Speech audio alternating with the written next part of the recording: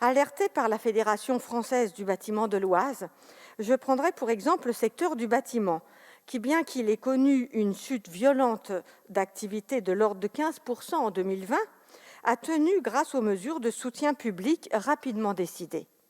Or, maintenant, le secteur a moins besoin de l'argent de l'État que d'un État qui le protège.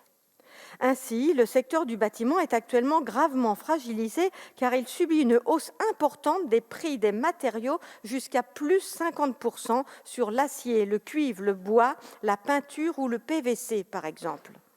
Cette hausse des prix s'explique notamment par la reprise économique internationale et les décisions politiques de certains pays, comme les États-Unis ou encore la Chine, qui s'approvisionnent massivement en Europe. Le mouvement gagne plus récemment les plastiques, le polyuréthane et le polystyrène, mais aussi des équipements plus techniques, dotés de puces électroniques ou autres composants en silicium. À cette hausse des prix s'ajoutent désormais des ruptures durables d'approvisionnement de ces matériaux, qui vont impacter les délais de réalisation et de livraison des chantiers. Ainsi, bien plus tardif et non anticipable, le choc de la pandémie se manifeste maintenant par de réelles complications pour ces entreprises qui rencontrent des difficultés concrètes à chiffrer des opérations, faute de visibilité sur les délais de livraison et les prix à y appliquer. De surcroît, la plupart des marchés en cours sont signés à prix ferme, non contractualisables, actualisables ni révisables et prévoient des pénalités de retard.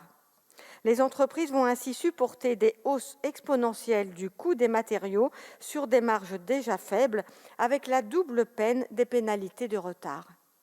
Monsieur le ministre, le gouvernement en appellera-t-il aux donneurs d'ordre publics et privés pour rester ouvert aux demandes de négociation des entreprises du bâtiment afin de permettre des recalages de planning sans pénalité, la mise en place de clauses d'actualisation et de révision des marchés à venir.